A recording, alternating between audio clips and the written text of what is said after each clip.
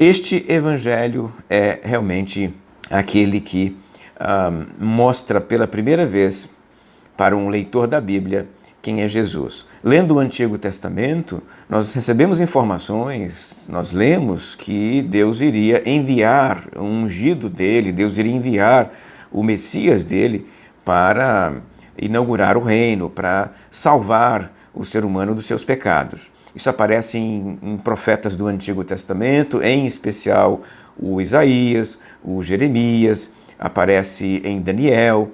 Ou seja, você tem antecipações proféticas, você tem profecias no Antigo Testamento que falam deste evento que é a chegada do Messias, né? O Hamashia, em termos hebraicos. Pois bem, esta expectativa, esta espera estava no coração e no imaginário dos judeus.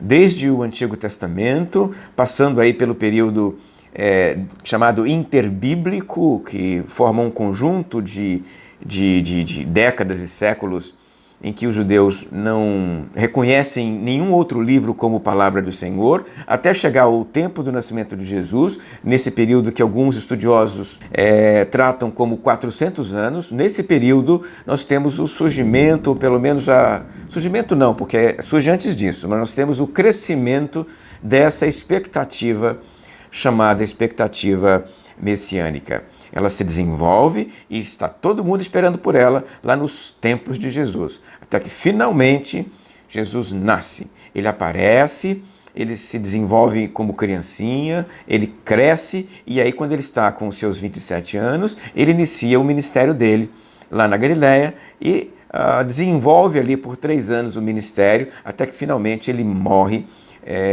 lá em Jerusalém. Então esta é a vida de Jesus, este é o ministério de Jesus. Depois que Jesus morreu, ele deixou os seus discípulos para trás, ele já havia falado sobre isso, disse que iria deixar com eles o seu Espírito, então agora os discípulos têm apenas o Espírito Santo com eles, mas Jesus já voltou para o céu. Os discípulos estão reunidos como igreja e têm como tarefa fazer esta igreja crescer, esta agência, este instrumento do reino de Deus na terra se desenvolver. No momento em que isto acontece, especialmente a partir do Pentecostes, narrado lá em Atos capítulo 2, nós temos então pessoas contando a respeito de Jesus, narrando o que Jesus havia feito, mas sempre de forma oral. Porque Jesus não escreveu nada e neste momento inicial, nenhum dos seus discípulos escreve alguma coisa. Eles pregam sobre Jesus, ensinam sobre Jesus, eles falam sobre Jesus, mas eles não escrevem ainda. Vai levar um período para que isso aconteça.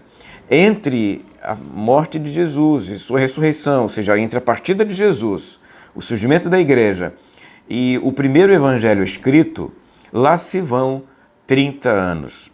30 anos separa, então, o Pentecostes do primeiro evangelho, que não foi Mateus. O primeiro evangelho escrito foi o evangelho de Marcos. Mateus vem depois. Mas é só para mostrar para você que durante um bom tempo a igreja não tinha acesso a um texto evangélico, a uma narrativa evangélica, a um evangelho. Ela tinha acesso aos sermões que ensinavam sobre Jesus, aos discursos dos apóstolos, aos ensinos ministrados de forma oral pelas pregações, como por exemplo do apóstolo Paulo, do Pedro e de tantos outros apóstolos. Até que finalmente surge o primeiro evangelho, o evangelho de Marcos, que tem como propósito resumir a vida de Jesus e seu ensino. Entenda que é um resumo. O evangelho não quer contar tudo sobre Jesus. Tanto é que o evangelho de Marcos começa a falar com Jesus, de Jesus já adulto, né? O evangelho de Marcos começa com o ministério de Jesus. Não tem nenhuma informação sobre o que veio antes de Jesus aparecer ali perto do João Batista. E a intenção de Marcos é falar sobre a atividade ministerial de Jesus, a sua morte e ressurreição. A metade do evangelho é usada para descrever a morte e ressurreição de Jesus. Até que, depois de Marcos, vem Mateus, que faz algo parecido com isso. Mateus gasta aí 2 capítulos para descrever aspectos ou eventos da infância de Jesus, mas, depois disso, ele vai focar no ministério. Então, quando surge aí o capítulo 3 de Mateus, 4 de Mateus, nós já estamos vendo Jesus já desenvolvido, né? E a atividade de Jesus aqui é em torno do ministério, né? Capítulo 1 e 2, capítulos 1 e 2, nascimento, infância, juventude de Jesus, e do 3 em diante é o ministério de Jesus. Jesus aparece, então, do 3 em diante como adulto já. Entenda que os evangelhos se dedicam pouco a falar da infância, não é o foco deles. Eles não estão querendo contar uma biografia de Jesus, tudo que Jesus falou e fez, não. Eles querem contar coisas necessárias para que os leitores, lendo, tivessem fé em Jesus. Quem melhor explicou isso é o Evangelho de João. O Evangelho de João disse algo parecido com isso. Se ele fosse contar tudo que Jesus disse e fez, nem todos os livros do mundo caberiam, disse lá o Evangelho de João. Mas aquilo que ele contou sobre o que Jesus disse e fez, ele contou para que os leitores, lendo, tivessem vida eterna. Então entenda que quando o Mateus escreve isso, como o João, ele quer que os leitores leiam o texto e creiam em Jesus. Creiam que Jesus é o quê? No caso do Mateus, é o Messias de Deus. Este é o grande propósito do Evangelho de Mateus, que é produzir fé em Jesus como Messias, prometido, profetizado, proclamado lá nos tempos do Antigo Testamento. Então esta é a tarefa do Mateus. E por isso ele contou a sua história.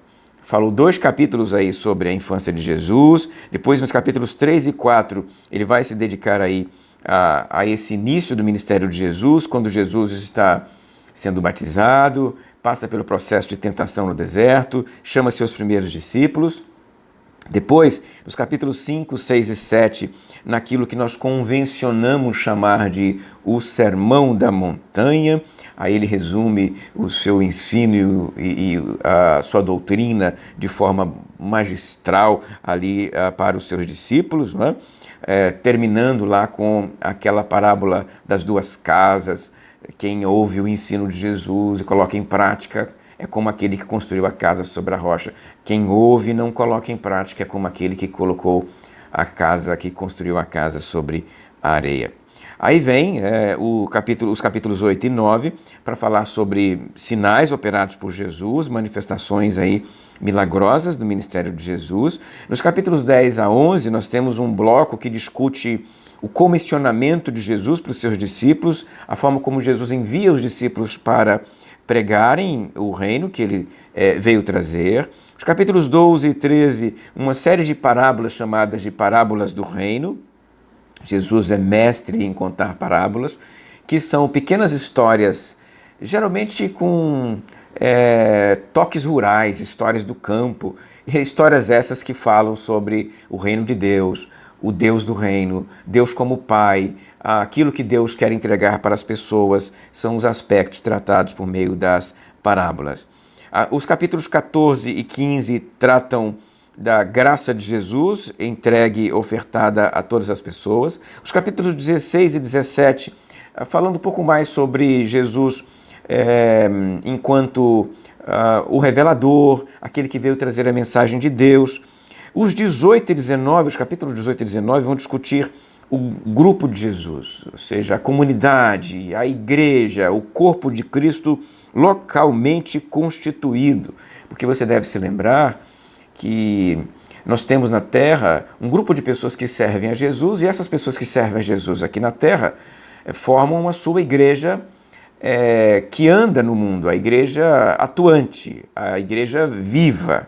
E aí, quando olhamos para a eternidade, nós encontramos servos de Jesus que já partiram desta vida, que já morreram nesta vida e estão lá vivos pela eternidade, e esta igreja lá é a chamada igreja universal. Então, olha para a igreja que caminha na Terra, formada por comunidades, grupos locais, a igreja local, o corpo local de Cristo.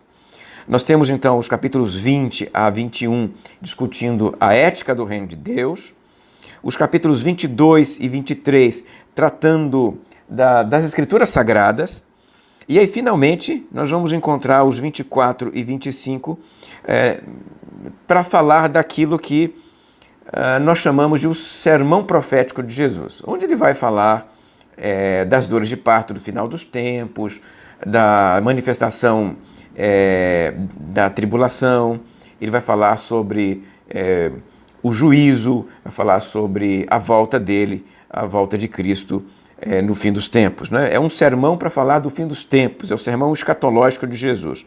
E a última lição, que vai tratar aí nos capítulos 26, 27 e 28, da morte de Jesus, da ressurreição de Jesus e da grande comissão, que é a forma como termina o Evangelho de Mateus. Nós temos que lembrar que Mateus nos entrega talvez a mais bela das expressões da grande comissão. Encontramos a grande comissão nos outros evangelhos, mas em Mateus é aquela que está na nossa memória, né? Ide por todo mundo e pregar o Evangelho a toda criatura.